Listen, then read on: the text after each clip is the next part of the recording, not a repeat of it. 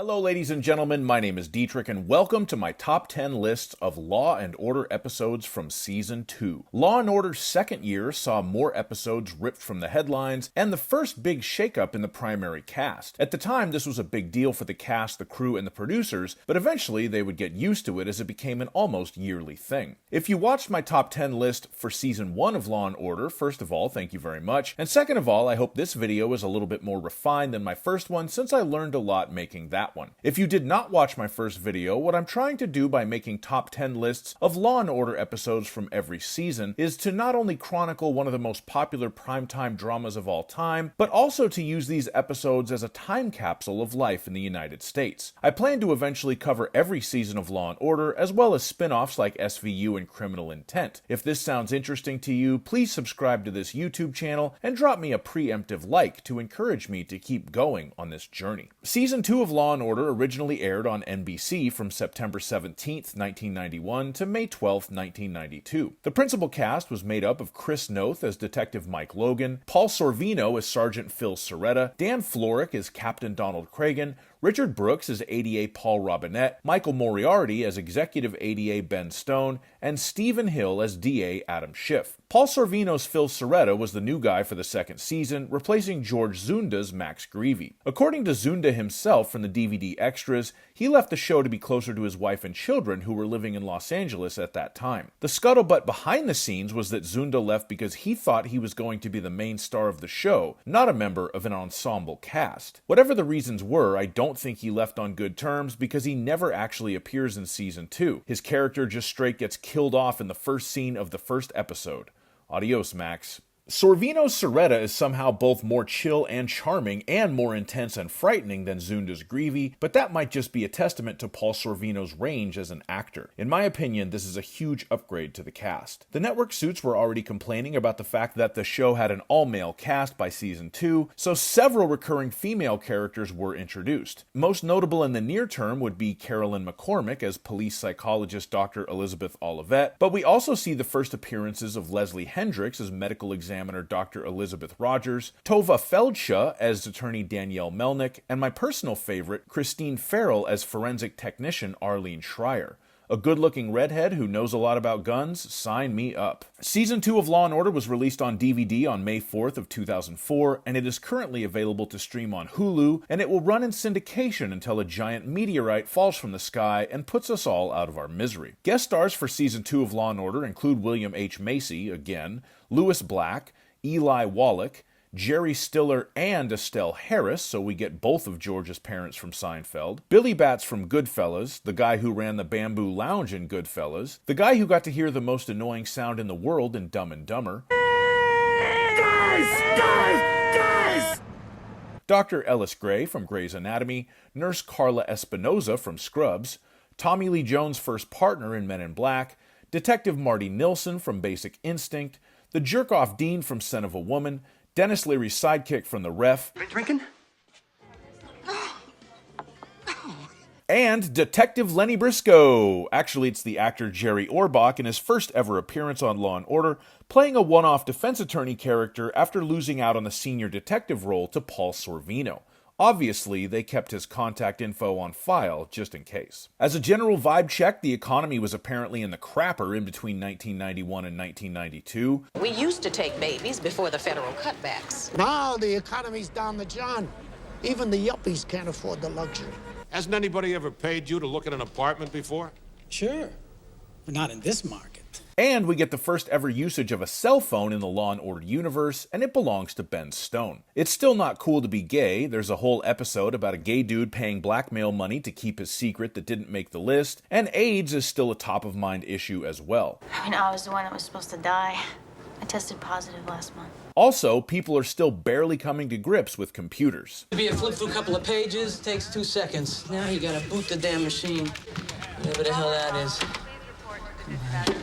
I would also like to issue a brief spoiler and content alert. If you haven't seen these reruns on MeTV yet and you don't want the ending spoiled, or if you don't want to hear about the sorts of murders and assaults that happen on a hard-hitting late-night cop show, please go watch one of my videos about cars. I've made hundreds of them. With all that being said, let's get on to the top 10 Law & Order episodes from Season 2. At number 10, we have the very first episode of Season 2, Confession, written by Michael Duggan and Robert Palm and directed by Fred Gerber. This one opens with Logan, Robinette, and Cragen arguing in the squad room about some confusing testimony that Logan had given to the grand jury on some convoluted case involving stolen construction materials. Cragen and Logan assure Robinette that they're going to get Max Greevy in there tomorrow to straighten things out. Max is back tomorrow morning. He's going to give you what you want. Howard Neffer, Jimmy the Mope D'Onofrio, Morgan Stern. Later that night, Logan is on the phone with Greevy's wife Marie, who we never met in the first season, and she witnesses her husband, only seen in the shadows and played by a different actor, get shot outside of her house. So long, Greevy, don't let the door hit you on the ass on your way out. Roll the intro. After the opening credits, we see Max's funeral, and I always figured he must have been heavy as hell for 6 guys to carry on one shoulder each. Logan is playing it tough and wants to get right back to work on the case they were working on, since he figures Greevy's murder was related to his impending grand jury testimony. We then get the first ever appearance of Carolyn McCormick as Dr. Elizabeth Olivet, counseling Logan about the loss of his partner. He is in full denial mode at this point. I'm Irish Catholic. I got a sense of closure at Max's wake. Personally, I'm neutral on Olivet as a character. She's okay, she's not great, and often feels shoehorned into the episode she appears in. Cragen informs Logan that Phil Cerreta from the 3-9 is considering transferring over to their precinct, and Logan immediately wants to partner up with him because, lo and behold, he is handling Greevy's homicide.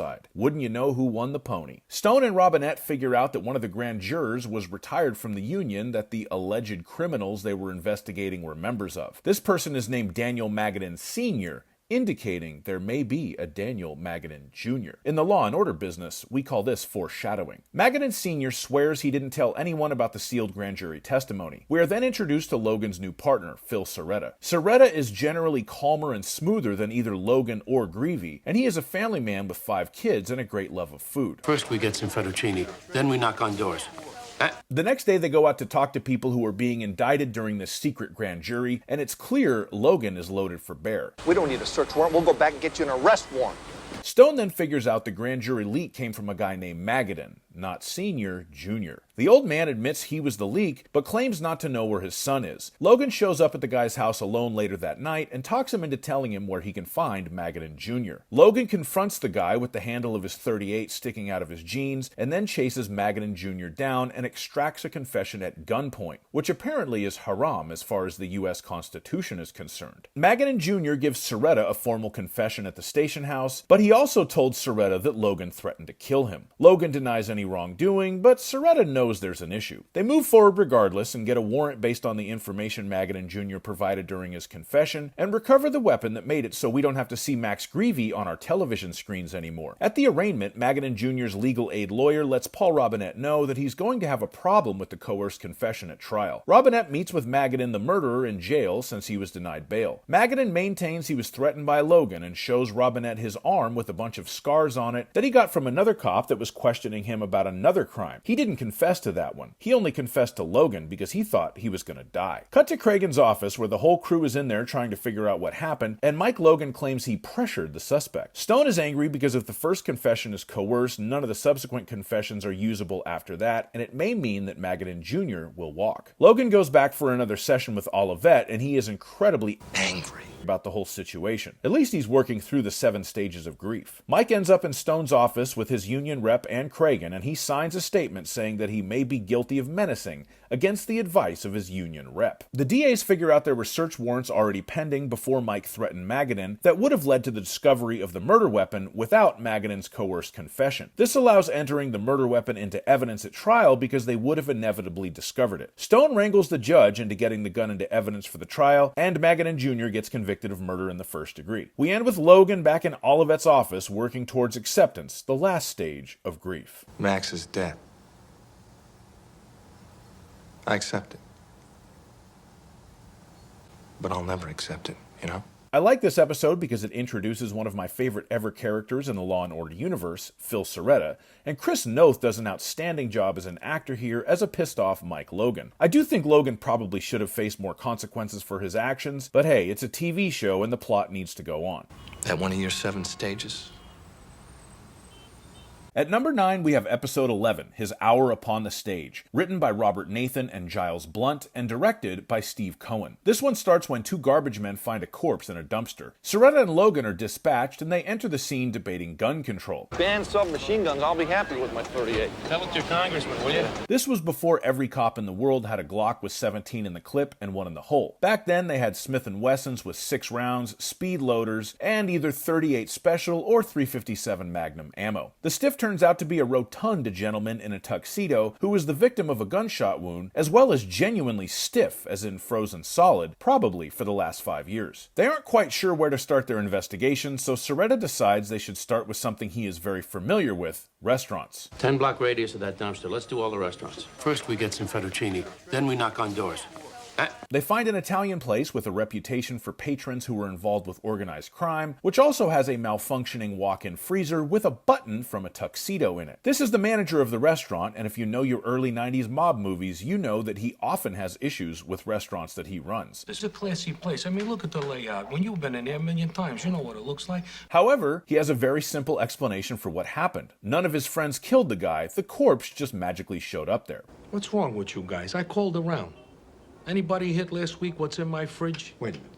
Cragen got a hit on the prints for their victim, who turned out to be a struggling Broadway producer named Joshua Foster. His sister had reported him missing 5 years prior, and at that time he'd been engaged to a Broadway actress named Leslie Hart, who was going to star in a new play he was working on when he died. The cops tracked down various contacts of Foster's, and they either hardly knew him or weren't concerned when he first showed up missing. Logan is suspicious of Joshua's relationship with Leslie Hart, since he was 15 years older than her, broke, and she was way out of his league looks-wise. You can only have 2 out of 3 of those, trust me. It turns out Leslie Hart also has a criminal record for soliciting prostitution and selling coke. They go rouse Leslie Hart's friend who wrote the play that Foster was producing for her, and he lets our detectives know the play was having money problems, and allegedly the night Joshua Foster disappeared, he was supposed to be out meeting with new investors with his partner Gary Wallace, who was the one who said he barely knew Foster. They go grind Gary for some more information on that night, and he gives them the name of his driver from 5 years ago, who would have been driving him and Joshua Foster around, but it turns out that this driver, Lloyd Danner, was a con who died in a prison knife fight in the ensuing half-decade. They settle for Danner's cellie, who tells them that Danner told him he'd shot a guy in the back of the car, and with the help of a dishwasher from an Italian restaurant in the area, loaded the fat corpse into the freezer. They track down the dishwasher, who corroborates the story, and the car that was registered to Gary Wallace 5 years ago, which still has a spare .22 caliber slug and a blood stain in the back seat. The evidence and the picture are not quite complete. They still can't be sure Wallace was in the car when Danner shot Foster, and they have no motive, but they have enough evidence to arrest Gary Wallace, so they do, and that leads to my favorite arraignment scene in all of Law & Order history.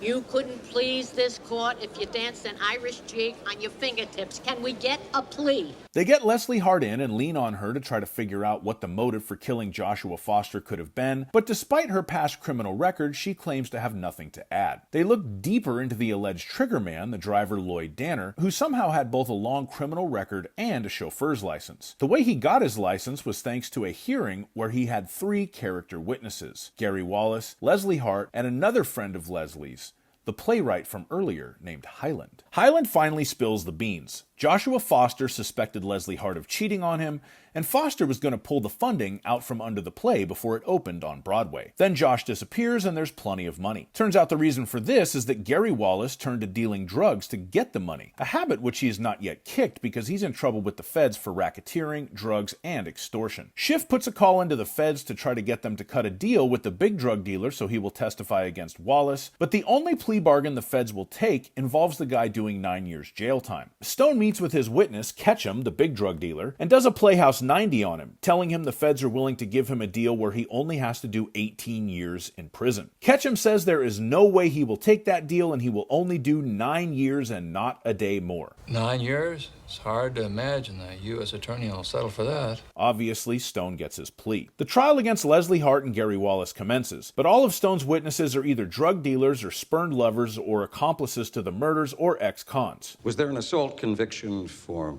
beating up a 56-year-old woman? That was my sister-in-law. So they get Gary Wallace to flip on Leslie Hart and finally get their conviction, and it only took 3 plea bargains and 1 reduced sentence to convict some actress on a murder nobody would have known about if this guy's freezer hadn't blown a fuse. It's funny how life works out sometimes, both real life and Law and Order life. At number 8, we have episode 20, Intolerance, written by Robert Nathan and Sally Nemeth, and directed by Steve Robman. This one opens with some honor students discussing studying to get 5s on some AP tests. The highest I ever managed was a 4, but in my defense, I didn't try that hard. One of these 3 young Einsteins is Chinese, and he has a white girl hanging off of his arm and some heat with other Chinese kids in a very intimidating yellow geo tracker. This leads to a fight between the white girl and her Chinese boyfriend about the fact he won't introduce her to his family, and she storms off. The third wheel follows her to try to reconcile the situation, or maybe catch her on the rebound, and shots ring out. Being white people, they run back towards the gunfire, and their Chinese classmate Tim Chong lays dead on the sidewalk. The motive clearly wasn't robbery. Get this, $1,000 laptop computer in his knapsack. To be fair, $1,000 in 1992 is the equivalent of $2,300 in March of 2025, making Tim Chong's laptop slightly cheaper than the one I am currently typing on. Roll the intro. Our detectives get Kate, Tim's girlfriend, and Tim's other friend Carl Borland into the precinct and ask them what happened. Neither of them saw anything, but they suspect it might have something to do with the Chinese dudes in the Geo that drove by. Tim was Chinese from Chinatown, so... If you grow up in Chinatown, you're either a member of a gang or you got troubles with them. So much for that model minority thing. They do learn from my personal heartthrob Arlene Schreier that the murder weapon was most likely a Tangfolio Titan chambered in .380, which as a younger person I always assumed was a Chinese gun based on the name and the context, but it turns out that it's Italian. Cerreta and Logan go talk to the Vic's mother and sister, but they both swear up and down he was not involved in any gang activity. Tim not in gang. But upon searching the Vic's room, they find a receipt for plastic surgery to have a white tiger tattoo removed, indicating that at some point Tim Chong was in a gang. The plot thickens. Our detectives go talk to another detective on the Jade Squad to get some further information. At first, this guy claims it's virtually impossible to get anyone inside the Chinese White Tigers gang. You got nobody on the inside? I had one. We found him in little pieces on Hester Street. But then about 4 seconds later, he points them towards a confidential informant in the gang that will give them some information. I know a kid in the Tigers who will talk to you. This CI claims Tim was a member of the White Tigers for about 5 minutes, but they didn't kill him and they didn't care. They were too busy making money selling heroin, which I imagine is quite time-consuming. Since the only other thing in the victim's life that seemed to be important was school, the cops go check that out. Turns out Tim Chong was the #1 curve wrecker and superstar at his magnet school full of curve wrecking superstars, and his main academic rival was his good friend Carl Borland. It also turns out that the Borland kid's mom had allegedly made some racist remarks towards Tim Chong's family. They check on her alibi at the time of the shooting, and part of her alibi is that her older son, Sam Rockwell, had picked her up from work. She calls Sam before the cops get to him, and he says he picked her up at 3:30 and then went and played basketball at 4 p.m. The sign-in sheet at the gym appears to back up this story, but the Borland lady might have clocked out at 2:30, not 3:30. Logan gets a call at the precinct from an anonymous tipster saying that they can find a .380 at the Borland residence that is the murder weapon in the Chong case. They get a search warrant and recover a .380 Tangfolio Titan at the scene, and Arlene Schreier matches that gun to the slug that killed Tim Chong, and Logan is so excited he calls her Mama. Yes, Mama.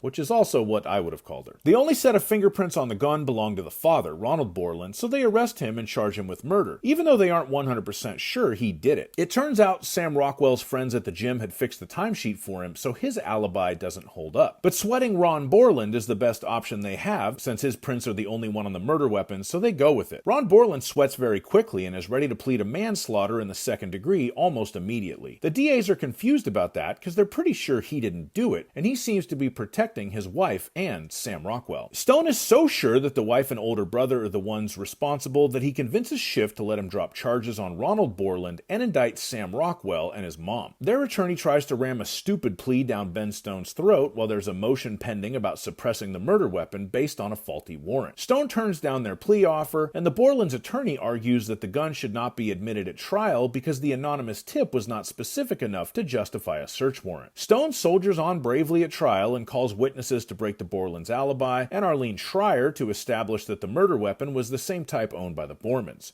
All parties involved take another crack at a plea bargain. Stone offers them 3 to 9 years, but the Borland mom is unyielding and annoying and does not want to take the plea. The trial rolls on. Tim Chong's sister gets up on the stand and tells how racist the Borland mom was.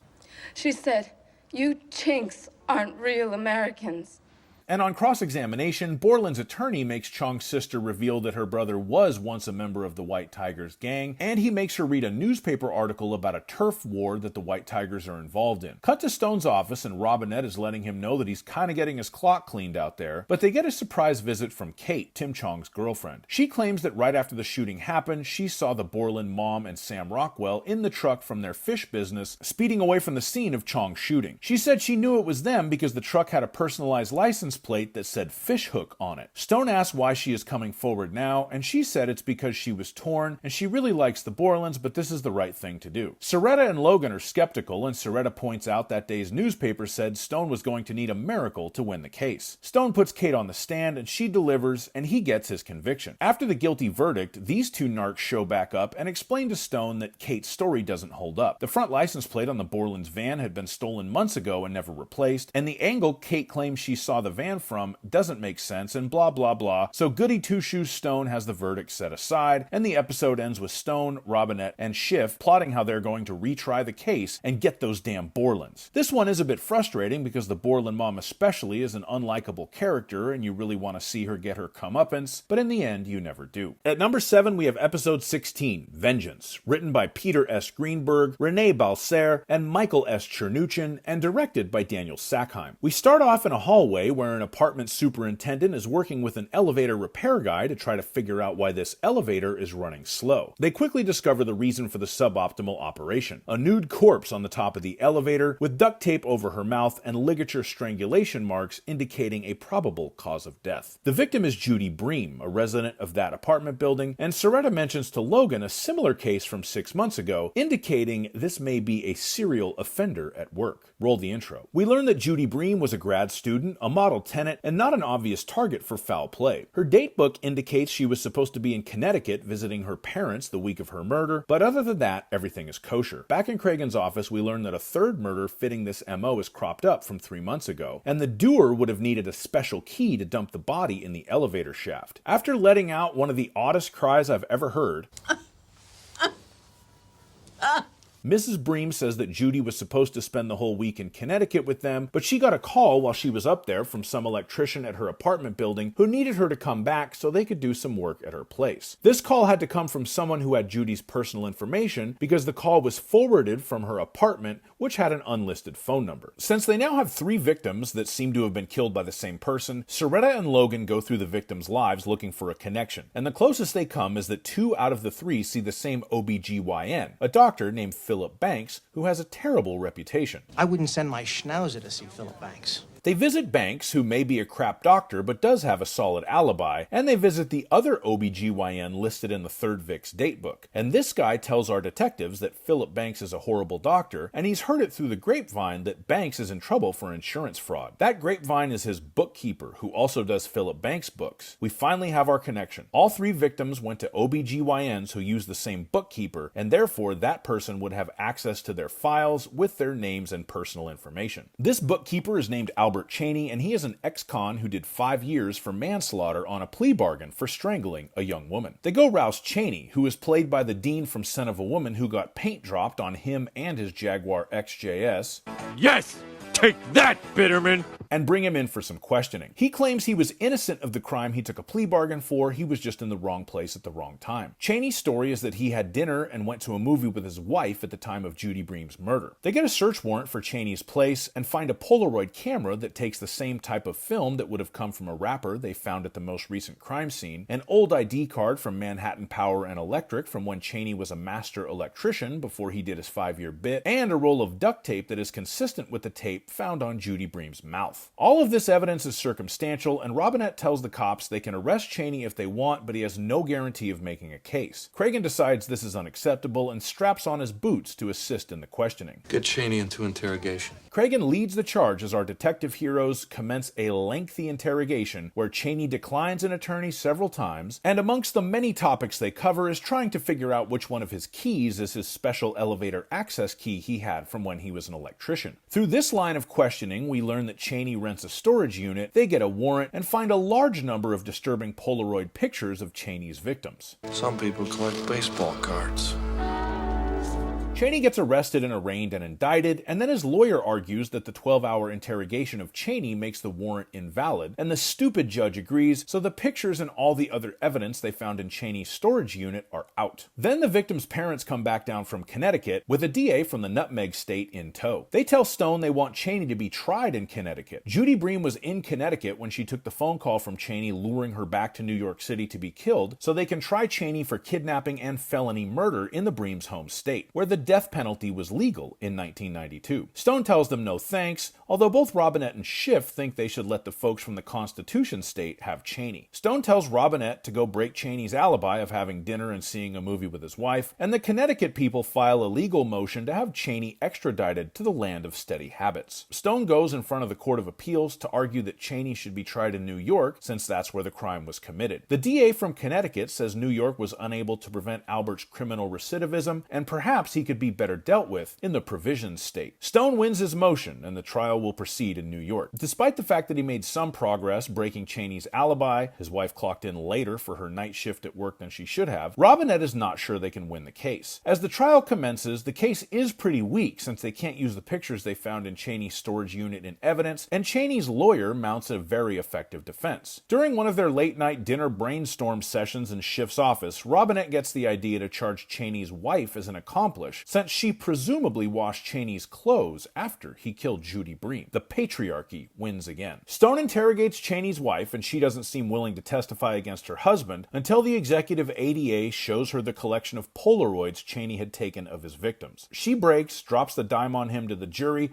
and he gets convicted and sentenced to 25 to life. This episode reminds me of how much Law and Order has shaped how I look at the world, even though I might not have realized it. I've always believed that death penalty cases cost the state more than regular criminal cases, and it's likely this old episode of Law and Order gave me that idea. The cost to the state of a capital trial is roughly $1.8 million. That is twice the cost of an average life imprisonment. Hey, at least it's true. At number 6, we have episode 22, The Working Stiff, written by William N. Fortis and Robert Palm, and directed by Daniel Sackheim. We open with a janitor in a Wall Street office early in the morning who finds the boss sitting at his computer shot to death. The murder weapon is a .38 pistol with the serial number filed off, and the stiff is Marshall McFadden, who showed up every morning at 4 a.m. to check the German stock market. Just imagine, if he lived in the age of Robinhood or E-Trade or even the stock app that comes standard on every iPhone, he might still be alive today. The many Patrick Batemans that staff his office are suitably mournful until opening bell. I guess the moment's over. We learned that McFadden was a self-made man and one of the few mergers and acquisitions specialists who made it out of the 1980s still in business. This guy bought up companies like I buy six-packs. The M&A guys used to buy up companies, saddle them with debt, sell off the profitable parts of the companies or liquidate whatever assets were there, and put the rest into bankruptcy, making themselves richer and the rank-and-file employees no longer employed. It was basically a prototype for private equity firms today. Cerreta and Logan initially suspect that one of the people who got canned in the most recent dealings may have killed McFadden. They talk to one of the executives first, and he loves McFadden because he got a big payout when he got fired, a golden parachute, as it were. While going through McFadden's files, they discover there were some shady backdoor dealings between McFadden and a union president named Eddie Palmieri, who of course denies any wrongdoing. But he does name some of the union members who were especially upset about what happened, including this guy named Simon Valanis, who is old, dying of cancer and angry. And pretty funny. My doctor? You mind if we talk to him? Her. Go ahead. She's a laugh a minute. His alibi for the time of the murder is that he was getting chemotherapy at some clinic in Brooklyn, and he gives our detectives permission to talk to his doctor to confirm his alibi. The alibi does look a little bit shaky at first, and it turns out Simon has a couple of priors. One for throwing an egg at McFadden, and another for taking a few shots at the moon with his Smith & Wesson .38 revolver when he was half in the bag. The same type of weapon that was used to kill McFadden. Simon claims that gun was recently stolen out of his apartment. Whoever filed off the serial numbers from the pistol didn't do a great job, as the FBI recovered 6 out of the 8 serial numbers from it, and it is Simon Valanis' gun. He's arrested and wants to represent himself in court so he can have his day on his soapbox. I shouldn't be talking to you without a lawyer. You're representing yourself, Simon, remember? You're your own lawyer. Although the evidence against Valanis looks strong, Robinette is not so sure. He points out that people are typically very sick after receiving heavy doses of chemotherapy, not in any condition to go out on the street at 4 a.m. and stalk someone and shoot them. Paul talks to Simon about it, and Simon says he didn't commit the murder, but he does make a good scapegoat. Valanis also tells Robinette that he lost his health insurance during the corporate takeover, and the Labor Department refused to help him. Since everyone on Law & Order is a good guy, Robinette goes and talks to some guy at the Labor Department who lets him know that the Labor Department turned the case over to the Justice Department to investigate, but the DOJ's investigation got shut down right before they were going to indict McFadden for fraudulent dealings. It turns out Adam Schiff knows the chairman of the bank that was in cahoots with McFadden's shady business. Robinette meets with the guy from the Department of Justice who was investigating McFadden, and he says he was getting stonewalled at every turn, and then they gave him the old heave-ho for alleged budgetary reasons. Schiff has lunch with his old buddy Dwight Corcoran, and Corcoran assures Schiff everything is on the up and up at the Bank of the Five Boroughs, where McFadden may have had shady dealings. Robinette figures out that one guy in the Department of Justice team investigating McFadden was connected to this Dwight Corcoran, and that Corcoran and the victim McFadden go way back. Stone scares the hell out of this nerd, and he flips and tells what he knows. He had told Corcoran that the bank he was on the board of was being investigated, along with Marshall McFadden. The investigators finally put together what happened. Dwight Corcoran, aside from being the chairman of the Bank of the Five Boroughs, was also the chairman of the Ann McFadden Cancer Research Foundation, named after the late victim's even later wife. Corcoran had the Cancer Foundation cut a check for $100,000 to Eddie Palmieri, the union boss, to get rid of McFadden, since he was being investigated and might get the rest of them in trouble. Palmieri had his cousin, Joey Boots, That's Joey Palmieri, the Hoboken cowboy, get into Valanis' apartment and steal his gun and kill McFadden. Schiff instructs Stone to take pleas from everyone except his old buddy Corcoran, and to take Corcoran down on murder charges, which Stone dutifully does. Schiff is magnanimous as always. I like this episode for the fact that Logan, and more so Robinette, are very altruistic in their fight for justice and sticking up for the little guy. Eli Wallach is also great as Valanis. Of course, the corporate chicanery at the heart of this episode is more prevalent now than ever. But instead of Robinette and Logan, the best we've got is Luigi Mangione, which isn't nothing but also isn't a sustainable approach to solving these sorts of problems on a long-term basis. We're hassling this poor little guy while these rich yahoos are laughing all the way to the bank. At number 5, we have episode 7, In Memory Of, written by Siobhan Byrne, Robert Stewart Nathan, and David Black, and directed by Ed Sherin. This one opens with 2 patrolmen rousting a construction foreman for having construction equipment on the sidewalk when they are rudely interrupted and summoned inside by another construction worker. Hey, you cops! Come here! The construction workers had found the skeletal remains of a 9-year-old boy in the walls with a JFK for President button on his jacket. Cragen, Logan, and Cerreta try to decide if and how to investigate this one, and Logan and Cerreta go down to missing persons to get the files for the 30-year-old missing children cases. Take hand lotion. Paper cuts. No computers before 74. They find one that matches the time frame and age of their missing skeleton, who lived right across the street from where the bones were found, Thomas Keegan. They track down one of the original detectives on the case, and he said the prime suspects back then were a gay couple that lived in the building where the skeleton was found. He also lets him know where they can find the dead boy's family. His mother is obviously older now, and she is extremely sad about what happened, but has also kind of put it out of her mind, and she doesn't have a strong recollection of the investigation into her son's disappearance. But after a while, I realized if you keep remembering, you can't live.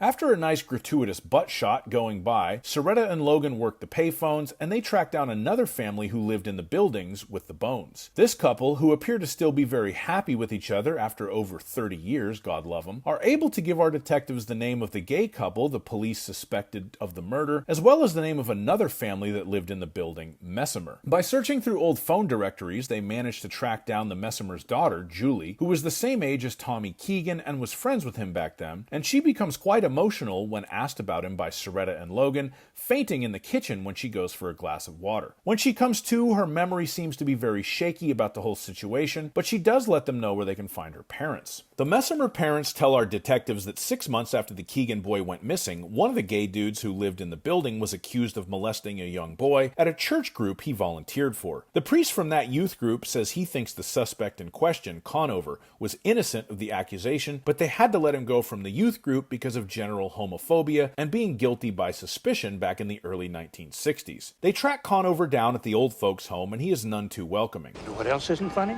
You. Go to hell.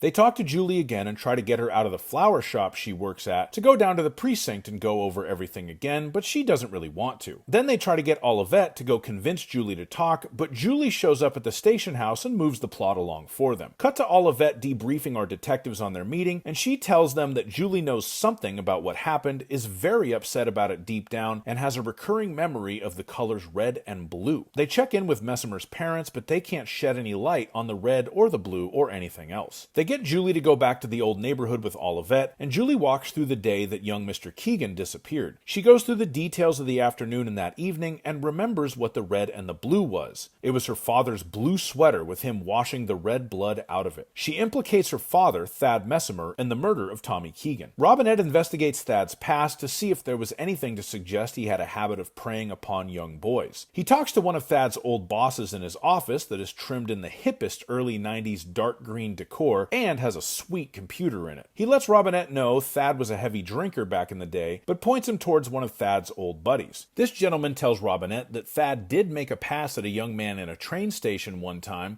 a la Larry Craig. The DAs decide they have enough evidence to go to trial against Thad until his daughter decides to recant her testimony. Ben Stone pulls a Ben Stone and has Tommy Keegan's mother meet Julie in his office to convince her to testify. At the trial, Thad Messimer's lawyers try to take Julie apart on the stand, bringing her past mental health issues and previous relationship issues into evidence in an attempt to discredit her. However, it turns out Thad had contacted Julie directly the night before she testified, and Stone uses that leverage to get Thad's lawyer to get old man Messimer to take a plea to manslaughter in the first degree. He allocutes on the stand, and Tommy's mother and Thad's own daughter get closure on this cold-ass case. At number 4, we have episode 10, Heaven, written by Nancy Ann Miller and Robert Palm, and directed by Ed Sherin. This one opens with somebody busting out an upstairs window of a building, and smoke comes pouring out. A man on the sidewalk runs across the street to his phone, and English is not his first language. Cerreta and Logan arrive at the scene in a jovial mood, ready to live out every little boy's dream of being a firefighter, but their mood shifts quickly when they see the bodies lined up on the sidewalk. Roll the intro. The mood is very somber as the investigation begins, but the investigator from the fire department lets us know this is definitely a case of arson. There are 52 confirmed dead.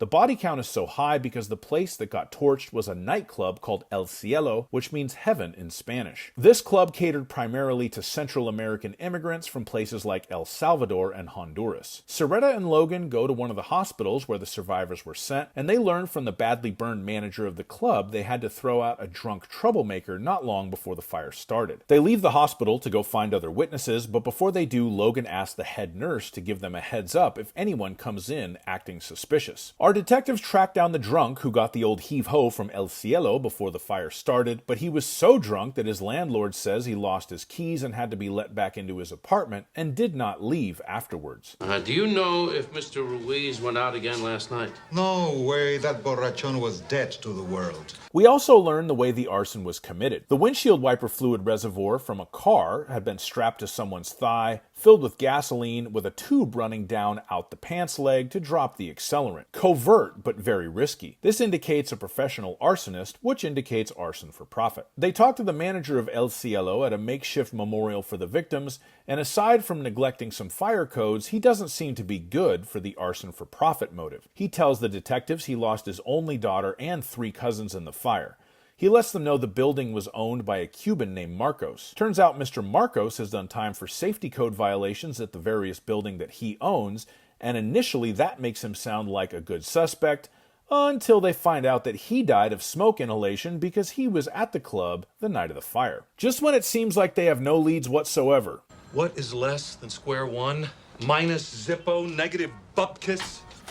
The head nurse from earlier calls Logan and lets him know that someone with a leg injury that would be consistent with a container of gasoline strapped to your leg near your balls malfunctioning had come into the hospital. All the nurse has to ID the guy is a copy of his green card, which turns out to be fraudulent and stolen. Cerreta manages to scare the guy they collared for stealing the green card into giving them the name of the guy who needed the green card to go to the hospital without using a pistol. Take notes, Logan. They arrest Cesar Pescador, who is played by Luis Guzman, who is one unlucky criminal. Can't get it out of my head. I'm gonna die today. And the cops and prosecutors decide the best way to get a conviction for Mr. Pescador is to perform surgery on his leg to get the piece of plastic that is still embedded in there out to compare it to the plastic they found at the arson scene. After some wrangling, they get a judge to issue a court order compelling that surgery. They pull the plastic out of Pescador's leg and it matches the plastic they found at the club, which makes him dead bang guilty on the arson. The only issue they have is motive. Why did this guy do it? He initially refuses to name names, saying the person who hired him would have him killed if he talks, but since he never got paid, he spills the beans. A Cuban man named Domingo Guerra hired Pescador to torch the club to send a message to the immigrants in there to stop complaining about the fake green cards Guerra had sold to all of them. Robinette gets a warrant to search Domingo's club, and they turn up tons of paperwork related to generating green cards, which may or may not be legit. Domingo Guerra is very connected and respected in the Latin American community, and also very racist against Salvadorans. Am I being charged with prejudice? Domingo implicates an INS agent named Ben Collins in the green card scam and the fire at El Cielo to try to save his own butt on the arson charge. Domingo's tip about Collins pays off, as it turns out Collins went to a paroled arsonist to get advice as to how to do the job in a crowded place without being noticed, and he took the windshield washer fluid reservoir out of his partner's car, and they have the testimony of the mechanic in their motor pool to back that up. We end on the reading of the victims' names and a final explanation telling us that Domingo and Collins each got 25 years, and Pescador got 15 in a plea bargain. This story was based on a real-life incident, the Happy Land Social Club fire in the Bronx in 1990. This fire was started by a vindictive boyfriend whose ex-girlfriend would not quit her job at the club, and the body count was even higher than the Law & Order fictionalized version of those events, with 87 total deaths. You are seeing the names of those victims who died in the Happy Land Social Club fire scrolling on the screen right now. May their souls rest in peace. It doesn't matter if you're from Venice Beach, Venezuela, or Venice, Italy. We are all human beings who want love, peace, and comfort for ourselves and those close to us. Never forget, we have a lot more in common with one another than might first meet the eye. At number 3, we have Episode 4, Asylum, written by Robert Palm and Kathy McCormick, and directed by Kristoffer Siegel-Tabori. We open up on 2 patrol officers arguing over a bathroom break. The one who needs to go wins the argument, and they pull over at a little diner, and we get some New York color on her way in, a couple arguing, a homeless person, etc., etc. Also, check the prices at this diner. A steak and egg platter for $3.45, a chicken salad sandwich for $2.90. I want to build a bridge back to the last millennium. Our female cop pays $1.25 for a cruller and a coffee regular, and she makes her exit. We focus now on the couple arguing outside, and the man is trying to get the woman to marry him while she seemingly wants nothing to do with him. He kicks a box in frustration. His would-be bride goes into the diner for some coffee, and when she comes back outside, Casanova is down for the count with a stab wound. Roll the intro. The investigation begins in the squad room with Cerreta and Logan interviewing the motley cast of characters that were on the street at the time the stabbing took place. The witnesses are initially unhelpful, with conflicting stories, differing descriptions of suspects, or no information at all. Cerreta and Logan then use their professional skills to try to figure out what the motive could be. Or maybe he just got mad because somebody kicked his box. Well, wouldn't you? Don't you kick my box. They interview the Vic's girlfriend, and she tells them the two of them were both drunk that night, and she just didn't like the way her dead boyfriend proposed to her. He was waving the ring at her in the street, and she wanted to be proposed to on a sailboat on the way to Paris. Here is a piece of the motive puzzle. The engagement ring is missing. Our detectives go talk to a restaurant owner in the area of the stabbing, who says that a jaundiced homeless man wearing overalls with delusions about the Cold War could be responsible. They go down to the lake in Central Park and meet some other unhoused people who say this overalled person matches the description of Lemonhead Tatum, and they tell the cops where they can find him. They track Lemonhead down and arrest him, and find the stolen engagement ring in a jacket in his hotel room. They put Lemonhead in a lineup, and all the witnesses can't identify him, except for the last lady who says that he was there too. Hence the conflicting descriptions they initially got. Two guys, two different guys. Damn. Lemonhead claims his friend James did the stabbing and the stealing. He was merely a lookout and was holding the ring for James until he comes back. Olivet interviews Lemonhead, and he gets a little bit cheeky during the interview.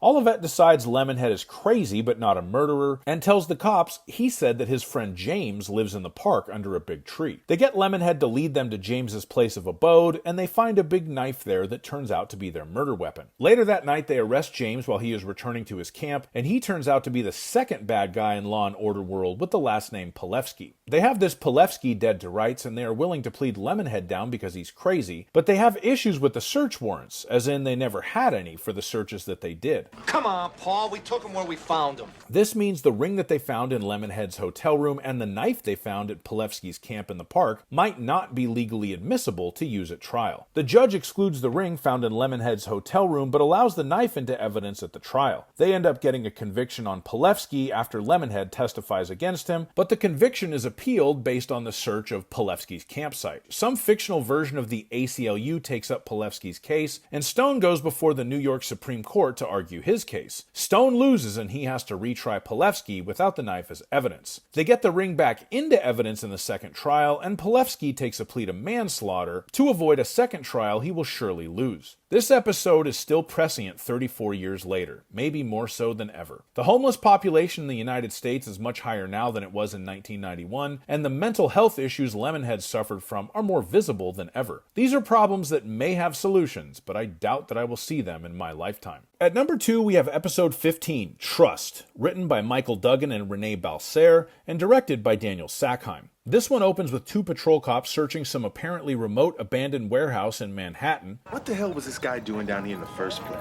Probably looking for $10 hand wax. And they find the body of a young boy, deceased from a single gunshot wound. Cerreta and Logan show up on the scene and learn their victim is a 15-year-old named Robbie Fenwick. The cops also find a .357 Magnum revolver. They meet up with my Dreamweaver in the forensics department, Arlene Schreier, and she informs them that this weapon, a Ruger Security 6 with custom Packmeyer grip, modified hammer and trigger. This is very clean. It's not a toy. And loaded with wad cutter ammunition, which is typically used for target practice, is their murder weapon. The gun is licensed to an Ian Mazer, and it just so happens that Ian's son Jamie goes to the same school as Robbie Fenwick. Jamie Mazer tells a story that the shooting was an accident, and initially our detectives are buying the line, but Cragen tells them the kid still needs to be charged with something. And what do you guys suggest? Sending him home with a hug and a lollipop? Oh, there was a shooting here. We got to charge this kid with something. I don't care how minor. There is a reason why he's the captain. Cragen and Logan go back to the crime scene and try to reenact the events as Jamie told them it happened, and the scenario that Jamie described does not add up. They think he was aiming the gun directly at the victim when the shot was fired. They get with Jamie and Ian Mazer and their attorney, and the story changes. Jamie says that he and Robbie were playing a stupid-ass game called Trust, where you aim a gun at another guy and pull the trigger back until he says stop, kind of like a stupider and more deadly game of chicken. Jamie says the shooting was still an accident because he didn't think the gun would go off because when his old man took him target shooting, he'd only fired a single action revolver, which requires the hammer to be manually pulled back before every shot. A Ruger Security 6 is a double action revolver, which means you can just pull the trigger and the hammer will cock back and then fire. Our detectives go to the school the boys went to and get some background. Jamie Mazer was a mid-year transfer to this particular school, and he was a quiet boy who wasn't too great at making friends. Robbie Fenwick was more outgoing, but no more liked by his classmates. However, Robbie did have an obsession with firearms. No, that was Robbie. That kid was always maxed out on war stuff. Like when Bush did his thing in Iraq, Robbie was totally into it. That was the first time a Bush did their thing in Iraq, by the way. That one was over quick. Second time, not so much. We also learned from the principal that Jamie was on some sort of antidepressant medication. When Cerreta and Logan ask Ian Mazer what Jamie's medication was for, he informs them he cannot talk about what medication Jamie is on or why he is on it as part of the terms of his divorce. They go to Jamie's mother and she tells them the same thing. All the records from the divorce and Jamie and his medication and whatever happened in the past are sealed and they have a gag order or an NDA or something. Our crack investigative team wants to get whatever records there are unsealed, but without knowing what is in those records and how that information is relevant to the current case, they can't get a court order to get it unsealed. This is a hell of a system we got here. They decide it's easier to just kind of go off the record, and they go down to the precinct nearest where the Mazer family used to live to find the detective who originally investigated whatever happened and just ask him. Turns out what happened before was eerily similar to what happened again. Jamie took his old man's pistol down to where the junkies hang out with a friend from school, and the gun went off and accidentally killed the kid. The gun in the first shooting was a Colt Python, which is a double-action revolver, and Jamie Mazer claimed at the time he had never fired a double-action revolver, and he didn't think the gun was going to go off.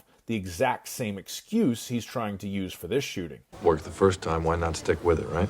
Stone decides that despite the difficulties in proving the case, he wants to try Jamie Mazer for murder in the second degree as an adult. They arrest Jamie as he's coming out of school, and we move into the courtroom. Since young Mr. Mazer is white and upper class, he's got an attorney who's going to go with an exotic defense. Not guilty due to diminished capacity because of the fictional antidepressant medication he was on, which is called Cragen. This medication was legally prescribed by a psychiatrist, but hey, when you get a bunch of lawyers involved, who knows what the truth really is. Stone is not happy with this defense, so cue Elizabeth Olivet to try to figure out how messed up Jamie really is. Olivet decides he's a psychologically abused kid who has chosen to deal with this by identifying as the abuser. He wants to feel powerful and see fear on someone else's face, which is what this trust game with Robbie Fenwick was all about. Adam shifts and tells Stone to take a plea. Best thing you can do is play it out. But Stone wants to try to get the prior shooting into evidence in this case because it shows that Jamie Mazer was lying when he said he didn't think the gun would go off because of the double action, single action thing. The judge declines this request because it would be too prejudicial for the jury to hear about. Jamie Mazer takes the stand and gives well-rehearsed testimony about how he was having some sort of dissociative experience when he shot Robbie. Stone holds his cross-examination for later, and then the defense brings some expert up there to talk about Cragen derangement syndrome or whatever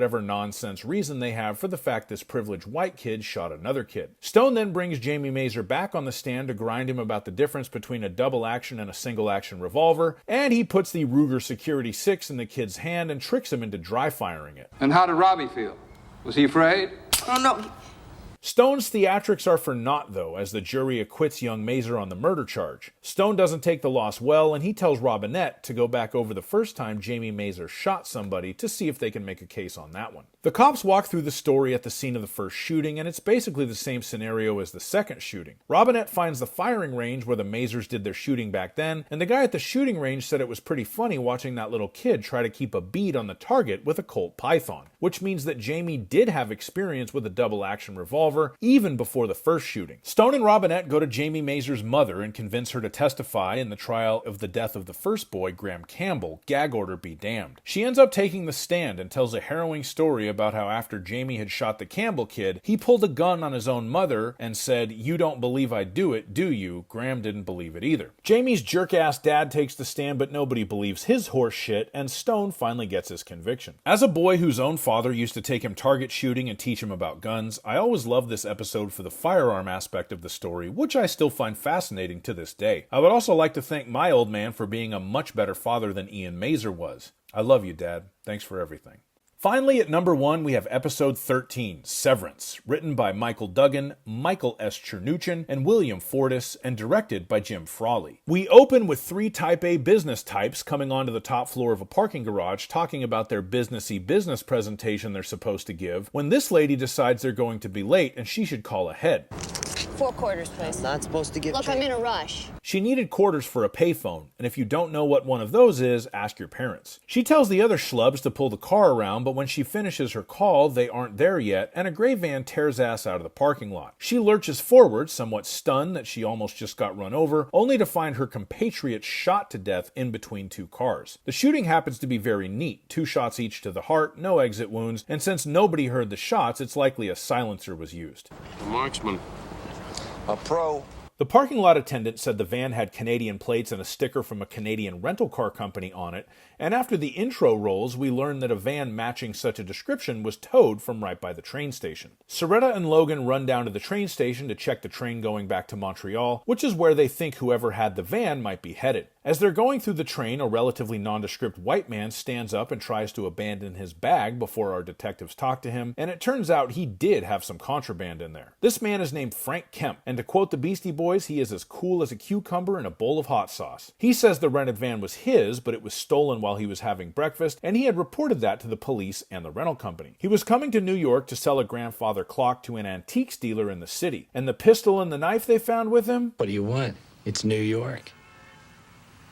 Profaci comes and tells them the pistol they found with Kemp was not the murder weapon, but there is recent blood of human origin on the knife. They check out the van at the police impound and it shows evidence that it was stolen. There's an address to an antique dealer on the west side in it, and gunpowder residue. Cerreta and Logan go check on the diner Kemp had breakfast with, and the lady working the counter remembers him because of his odd order, a bagel with peanut butter, and the fact he was there for over an hour. She also remembers him running back there looking for a payphone because his car got stolen, kind of like the guy in Goodfellas who got his truck stolen from Idlewild Airport. Comes running back 5 minutes later looking for a phone.